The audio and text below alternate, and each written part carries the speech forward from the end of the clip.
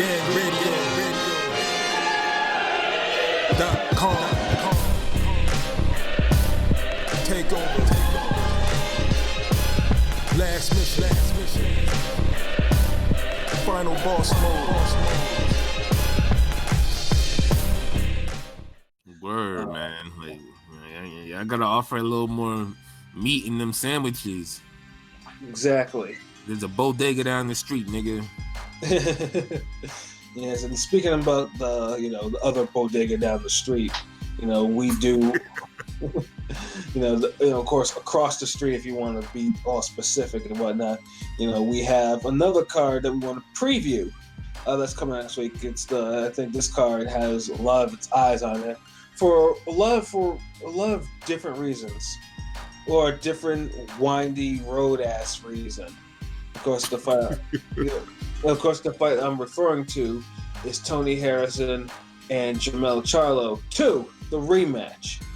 Now let's put Secret of the Ooze. The rematch that shouldn't be. The rematch that should never have been. Yes, the rematch that should. The never-ending shouldn't have happened. Yes. Now, for the newer boxing fans of this, who aren't familiar with the backstory, at least completely, almost a year ago to this day, PBC kicked off its line of fights, its little lineup, and what happened was the Charlos were both on the card and everything. And unfortunately, one Charlo got a gift, the other Charlo got jobbed. Jermell Charlo got jobbed in a fight that dualities, yeah. In a fight where most people, granted, it wasn't a fight he didn't look the best in, but it was enough to where you can see that although it was a little closer, that Jermell Charlo should have won the fight. Instead, we got some wild ass scores. Bullshit. Yeah, all for Tony Harrison. Now I've met Tony Harrison. Tony Harrison is a cool guy. He's a cool dude. You know what I'm saying? He is. I agree. I have too. Yeah, and I was like, you want to see him do good or whatever. And this is coming off his losses to Willie Nelson, which was flabbergasted, just watching that, and then of course to Jarrett Hurd. You wondered if he was ever going to have the stamina or the chin to actually get over the hump, and he got over the hump. So it's like, yeah. So he's a champion. That's great and whatnot. And then after that, it comes to real fuckery. Harrison was like, Charlo says this. And Charlo said, I didn't say all that. He said. With the faking the injury. Yeah, especially because the fight was supposed to happen a lot earlier, but an injury that Tony suffered, I think it was his ankle or something like that. Phantom injury. Yeah. I remember that whole press conference shit with I think Charlo alluded to it, where he was saying one of the executives or one person was saying just fake an injury or just push the fight back to December. The Charlos never looked good in December. And remember, he lost that last time, so he does it. He was saying something about it, and then I think Tony Harrison just joked about it. I don't know. There's some behind the scenes shit going on with that whole fight. Right. Because Charlo even went on to say he don't know who have his back, and he was even looking at his own trainer funny. Yeah, because of course it didn't help too that Tony Harrison has a gift of gab.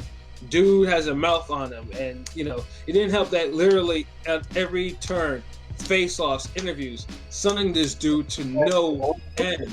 Yeah, dude. I mean, dude is Detroit. Them Detroit dudes can talk. They can talk you into the building for those Michigan men. Yeah, I mean, like I said, that's his status of champion. Like that's his champion, right? You can do that, but you can just see every champion of that shit talk. That's what it is right now. And Charlo was looking mad, basic. He looked like he was too good to start, to shoot back. He couldn't. It's like Harrison just too fast for him mentally, and it's just I think he says a lot of hurtful shit to Charlo's ego. Yeah, And Charlo just like, you already know he in Charlo head, bruh. yeah. You know, yeah, it's definitely Rent free. He's building additions. Like he got like 4 bedrooms now. about to build a basketball court and shit. Fucking garage. About to make it. Indoor pool, outdoor pool, indoor basketball court. You getting everything. Yeah. And then Jermell Charlo for his part, I mean, since he couldn't face him, I think it was supposed to face him this summer. He faced Jorge Cota, I believe, and he won that easily. One of the most brutal KOs of the year. Like, yeah, I forgot all about it I was about to call this nigga Charlo till Pat just brought it up. Yeah, it was a completely brutal, and you're like, okay, dude, it's funny too how this Charlo has a damn near 50% KO ratio, but has been scoring the more brutal KOs than his actual brother, who has a higher KO percentage. It's actually pretty funny to me. But yeah, that was the statement right there. I was like, okay, dude, at least is ready for that. So it's now, we have this fucking now. Of course, we don't know what condition Tony Harrison is in because he hasn't fought in almost a year, and he didn't take no warm up or anything like that. So. I don't think he mind. That just meant he was a champion for the whole year. Fact.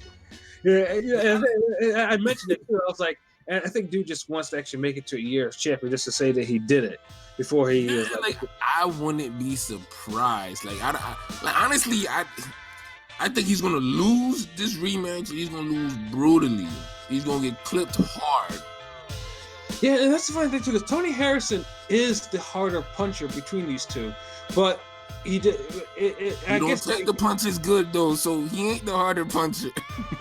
Yeah, because I remember I was just thinking about. I was like, I haven't seen dude stop or drop anybody in like even since before he fought Hurd. It's just like it's been a minute. Because I remember looking at his record. I remember looking at his record. I was like, damn, this nigga has like a 75%. Honestly, I think he doesn't put as much under his shots as he used to because he wants to conserve his energy because his stamina is terrible. That's 7 round fighter.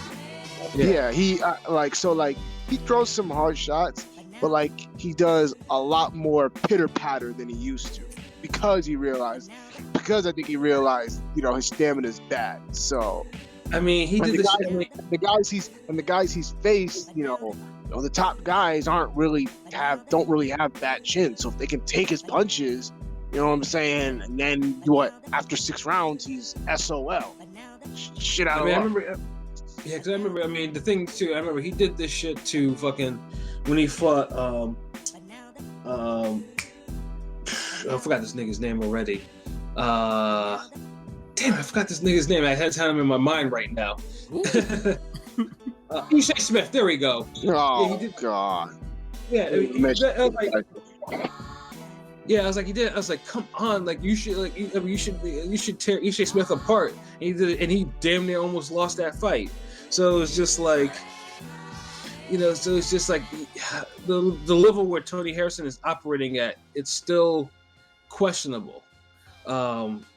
Where he is as far as obviously the statement would be, he stops Jermell Charlo. If he does that, then shit, then dude is a player at 154. He's a serious player at 154. Yeah, if he stops Charlo, but I don't think he's gonna take the chance to do it. Like, I don't think he conserve himself too much. Like, if he fought Charlo on even terms and just say, you know what, I'm gonna try to punch with him and try to clip him, I got the power to do so. Charlo leave his chin open, but he ain't gonna take the risk. Yeah, no, he's definitely not gonna do that. And especially if if it's don't broke, don't fix it. Like dude did it. He boxed pretty good against against Jermell Charlo in that first fight. So I don't see him doing any other type of tweaks or anything like that. Boxing, yeah, that shit ain't look good to me. Yeah. What, you were one of the judges, nigga? What the fuck? All he did was just some half-step timing shit. He threw Charlo off his game, but he still got outworked than me. So it's like, I don't see how you can fucking outbox somebody and they outland you. Yeah. And you're backing up. and that was the whole thing. That's the whole controversy of the, Tony Harrison becoming champion. People try to always explain fucking certain boxing performances when it's just cut and dry as fuck. Yeah. Like the niggas who tried to make Bradley seem like he was competitive with Pacquiao in the first fight. Right. And we know damn well he just won 3 rounds at best. But you got geniuses out there like, well, the fight was more competitive. Like, fuck out of here. Like, what? Niggas just stop trying to looking deeper into simple shit don't make you any fucking intelligent. Right. Exactly. Like, when you turn the TV off, shit's black, right? Right. That's it, right? Exactly. Yeah. It's not black particles fighting each other in a epic war of color, right? Exactly. Ain't no magical, ain't no mystical shit going on. It's just it. The power's off. Right. Yeah, so Harrison ain't do nothing special like that. Yeah, it's like you can say he won like what 3-4 rounds, but come on, like he was even hurt late. Like what the fuck? Yeah. So this fight is just we gotta right some wrongs. Yeah, I know there was a latest face-off that got released today. I haven't had a chance to watch it, but I think it was mentioned there. I think that the reason why, of course, Harrison really put out is because he got KO'd in sparring, which, of course, happened. It happened for real. Oh, these conspiracy theories. Yeah, man.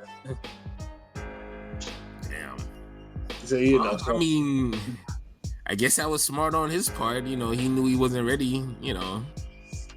Yeah, but it just still looked kind of funny though. That whole situation, like with the conference and them speaking on it, and yeah, I don't know. Like it's a lot of conspiracy. Like usually when there's a lot of conspiracies and mysteries around a nigga not wanting to fight, I just think he don't think he could win, or not at that time. Right.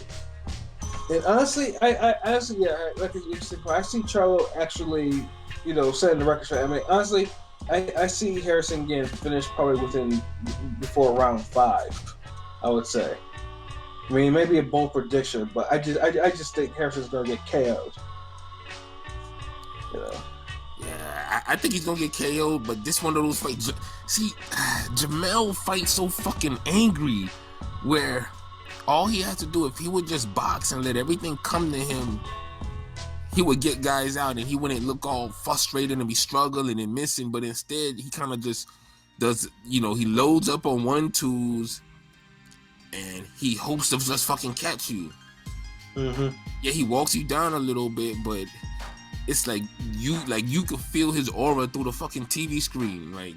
Yeah, and he never used to fight like it too. I mean, this is like before. Like, I mean, the reason why he had such a low KO percentage record was because he used to fight conservatively. His brother was the banger, and now it's just like they kind of flip flopped identities. Yeah, because the Jermell tries to fucking box a little bit more and work his jab and be patient. I mean, he eats some punches and he gets outboxed sometimes, but he tries, where Jermell is just like Jermell almost needs to just become a pressure fighter, bro. Yeah. just you want the knockout, just hunt dudes down behind a jab and throw the fucking right hand. Like, keep it simple. Facts. I don't see him as a pressure guy though. But he has a temperament for it. Like, he has a temperament for it, but like, I feel like he's more of a boxer puncher than a I don't know. I don't feel like him being a pressure fighter would really work. But this is the okay. When I say pressure fighter, I mean a guy who just really just boxing aggressively. You could be a boxer puncher pressure fighter, you know, be aggressive. Okay, yeah, you're right. You're right. You know what I'm saying? Like he's trying to fight like a damn like dude he tries to fight like he's fucking Julian Jackson or some shit, like like he's waiting and patient. Like, dude, you don't have the type of bombs like that, like firepower like that, first of all. Yeah, I mean, he's trying. I mean, granted, I always approve of niggas who try to punch through other niggas like that. But yeah, I get what you're saying. Like, he can't always go there with that type of mentality. Like, you gotta work for your knockout sometimes. You know, yeah, it's like, come on, dude. And it's like the anger, like, and he be arguing and just frustrated, and like even in the Trout fight, like, bruh, if he doesn't get those knockdowns in the Trout fight, that's probably a fucking draw. Mm-hmm. Exactly. Or a Trout robbery, who knows? But like, dude, like, be patient, work your jabs, work the punches, man. Mm-hmm. Yeah. Step in deep with the jab, man. Like, let me see. Like, you know how Khan was fighting with Freddie Roach? Yeah. He's fighting more aggressive. That's how Jermell need to fight. No, with the style, not the flaws, not with the. Yeah, just don't get hit too much, because fucking when Conor was with Rose, that's when he was getting hit all the time. Like, his defense was all time low. Yeah. But that was because Khan temperament, and Khan never been a defensive fighter. Never. Yeah, and his chin is terrible. So Khan offense is his defense, and I feel like the Charlos are the same way. Like when the Charlos are punching and letting their hands go, they fuck people up. Yeah.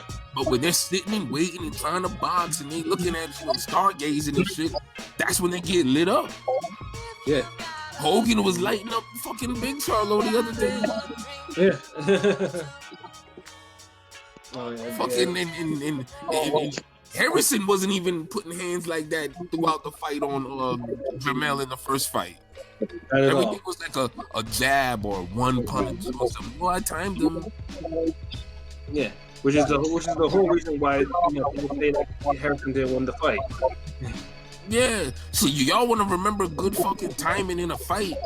Y'all just gotta look at that damn Crawford Mean Machine card where Mean Machine was timing Crawford for like 4 rounds. Exactly. Yep. Landing clear head snapping shots. Exactly. Oh man, yeah. No, but I honestly I can't wait for this fight just to see what it's all about. And I mean, it does have a supporting undercard. Well, actually, we don't know if the co-main will exist. Rigo, fresh off his Fight of the Year candidate type brawl with Julio Ceja, will supposed to make an appearance in the co-main against Liberio Solis. But unfortunately, they seem like visa issues might KO that fight for now. But we'll see. We'll be obviously in a couple of days if that's the case. If not, then obviously, Dude will not fight on the card. Will fight later on next year.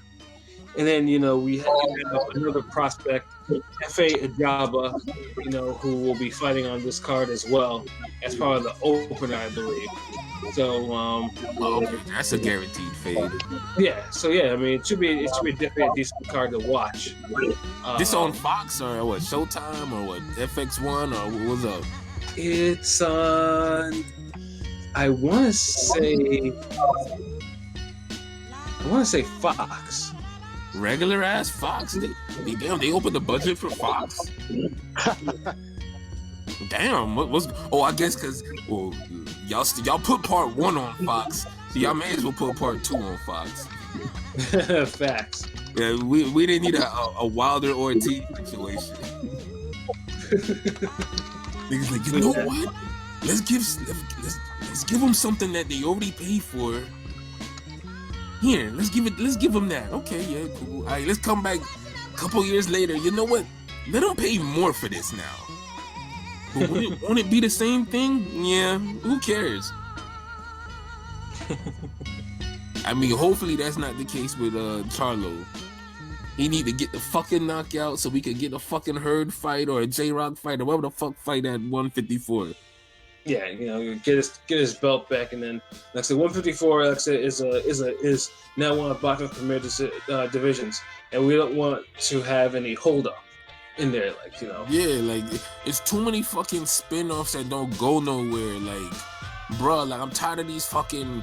Every time a nigga get a tough fight or he get one good fight, he gotta play fucking the goddamn development league circuit. Right, the jobber circuit. Yeah, like get the fuck out of here. Like back in the day, like you can't tell me like you had fucking Corrales, damn fighting Freitas, Casamayor, Castillo, all back to back, like putting damn all-time great performances in them shits. But these guys, they fight twice a year. One guy gotta be a 0500 fighter. He gotta fight the fucking Vancouver Grizzlies and shit of the boxing world. Before and then he's like, okay, then let me fucking go against the Lakers now. Let me go against the top team, or like, dude, like that shit get stale, nigga. That shit get old. Facts. And if you keep doing that, more top fighters are gonna start spoiling on the vine. Also facts. Shit, every fucking main event gonna be damn a life or death Crawford Mean Machine struggle. I mean, it's entertaining. I don't mind, but I'd rather see a life or death fight between two top level fighters, or at least people that are in the top 10 consistently. Yeah. Yeah, because the potential is good. 154 has a lot of serious talent. It's just now time to focus that talent. Yeah, like I should need, like, hold on, like let me see this year what we had. We had her, J-Rock, we had Castano, Lara, and we're gonna get Charlo Harrison. 3 meaningful fights out the whole year. Yeah. And everybody just fought once? Or just one meaningful fight? Yeah, I don't like the odds on that. Yeah, but to his credit, that's still 3 meaningful fights though. It's just they spaced them motherfuckers out too, right? Yeah. Oh shit. So compare that to middleweight. Yeah, just 2. And only one was an entertaining fight. Exactly. Shit, at least at 154, you got 2 good fights. So Castano, Lara was good, and her J-Rock was good. So hopefully we get a good knockout, something good this weekend though, because you don't want another middleweight situation. You know, niggas barely getting matched, and when they do, it's a stale ass fight. Yeah. Yeah, because like I said, we're trying to end the year on a high note with these cards coming up. So yeah, that'll be a plus. And plus, obviously, because Fox definitely needs another fight of that caliber to be super great. No one's mentioned them since the Areola fight. Yeah. Although I have my thoughts on the Areola fight. It's just like dude, it was a great fight for the B League or some shit, like. Yeah. You know what I'm saying? When you ain't got much, you know what I mean, y'all take a fight like that. It's good toaster leavings, nigga. Shit. Come home, ain't no food cooked. That toaster there though. Unplug that bitch. Flip it upside down. Put one hand under there. Hit it hard with the other one. And if you've been having like bagels and cinnamon toast and shit, you might get some good. So you got a little good, decent leave-in that time. Oh man, you were damn cool. Cause remember the last one was her J-Rock, so you had a good little leave-in left over. Exactly. So that's why I see it, but I'm saying Charlo. Well, you said 5th round, right? Yeah, before round 5. Yeah. Before, nigga, what round? Like you said before. Fuck it, I'll do round 4. Round 4. Damn. Round 8. Okay. 2. Round 10. Okay. Damn, you go. So you, No, you think 11. 11? So you waiting for Harrison to be dead, tired, fall apart? I mean, that's how it's gonna be. He's gonna look like fucking. He's gonna look like the zombie in the Michael Jackson zombie in the Thriller. Like, motherfucker gonna be shaking his head, fucking doing the dancing all over the ring, running. Oh man. We'll see, because he don't have to move. If Charlo's not aggressive, he ain't gonna have to move like that. Mm-hmm. He can go back up and throw a little halfway jab. But he didn't even move like that really in the first fight, like crazy moving, and he still got tired. Like, he gets tired quickly. Like, he just does not have stamina. Because Charlo has that power, and you have to be wary of it. And when you don't have a chin, it's like your worry level is on a whole nother level than the regular nigga with a decent chin. So even though the worst thing Charlo could do is fucking throw 35 punches around against Harrison. Yeah, that'll get you booed out quick. Booed and outboxed and bullshitted. A judge will be just waiting like, oh man, we gonna rob this nigga real good. Rubbing his hands like fucking Birdman. If Charlo don't pump 50, 60 punches around, I don't, unless Harrison just do something out of the ordinary, I don't think he's gonna have to work for it. Like Pat said, like, some knockouts you gotta work for. Right. I think, and Charlo with his anger, I can't trust him to fight calm yet. Mm-hmm. That's why I'm saying the 8th round, like, he gonna come out with anger. He's gonna kind of settle down a little. Harrison might try to hurt him a bit to try to keep him from just, running over him. Of course. But he gonna get tired, and then I think Charlo gonna clip him. We'll definitely see, how that plays out on Saturday night. Yeah. I'm hyped. Oh man. That was our thoughts on, of course, on the Crawford card and on the Charlo Harrison 2 rematch. We've come to the end of our show. So LB, do you have any final thoughts? No final thoughts. Let me see. We just hyped for boxing, man. This week gonna be good. Y'all make sure y'all check out the site ringgangradio.com. See all the videos and everything. We got the footage from the fight, the little spin-off journey Pat had with King P. Check that out. If y'all ain't following us, y'all make sure y'all follow the social media. Y'all can always just go to the affiliates tab on the website. You can see everybody listed shit. So everybody got their own spin-offs, adventures in this Ring Gang family. Shout outs to the rest of the crew. Y'all already know who it is, who they are. Y'all just make sure y'all just keep tuning in. Jordan on Spotify from Rome. And I just released playoffs on Spotify. So we just one and the same with this shit. So y'all check that out, as well as the Gold Artist album and Romantic. That's all I got to say. I'm about to hit y'all with some articles. I ain't hit y'all with none in a minute. Huh? Oh. No. Yeah. I'm gonna hit y'all with some articles. So I ain't hit y'all none in a minute. But that and of course the artwork. Y'all follow the Twitter. So the Soul Wars and Ring Gang. Drop some. I'm gonna drop a top 5 pound for pound artwork tomorrow. So. Yeah, dope. Y'all could guess who it is.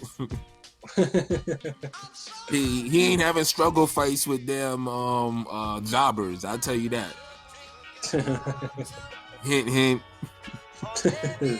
But yeah, that's it, man. Ring Gang forever. Word. AOP, do you have any final thoughts? Nothing more than usual. You know what it is. Long live Ring Gang, long live boxing. Subscribe and follow to everything. Twitter, YouTube, Instagram, Facebook, ringgangradio.com, com. And you already know. Word. For myself, obviously, follow everything. Listen, like, subscribe. That's my mantra. Because like I said, we definitely got some shit for you that you need to hear. And then of course I got, probably write up the fight report and everything like that for the Crawford card, as well as, do my last prediction video of the year for, Charlo Harrison 2. And then So no Gamboa Tank prediction video. Man. Shit, nigga, I try to forget that fight's even happening, bro. Pascal Brown? Pascal Jack? Yeah, I just want those fights over with. Damn. PBC can't have a great card every weekend, man. Shit. Facts. Apparently nobody can, actually, so so no one don't be like, damn, y'all niggas stay getting on PBC. Yeah, fucking right. It's a Jekyll and Hyde with all promotion. Yeah, exactly. Everybody get that shit. Exactly. We the South Park boxing. Everybody get it. If you a fan of somebody, you be like, well, I heard one of them likes Laura real good. Yeah, the Puerto Rican guy. Yeah. He speaks on it really highly. Listen to his episodes. Get on there. Cuban, this, that, boxing school, this, that, Rigo lost, stop running, blah, blah, blah. Man, fuck this shit. Oh, man, it's doing itself. But, listen, like, subscribe. We thank you for, for the ones of our subscribers, we thank you for listening to us, liking, what we do, listening to what we do, commenting, all that stuff. We appreciate y'all very much. So I think that's it for myself. Patscorpio, the name represented. For LB Shutterworth da Gawd, Go Artist. For King P, Bodega B, this has been another wonderful episode of Real Talk, where, as always, like I said, if shit's real, we talk about it. So, until next time, peace.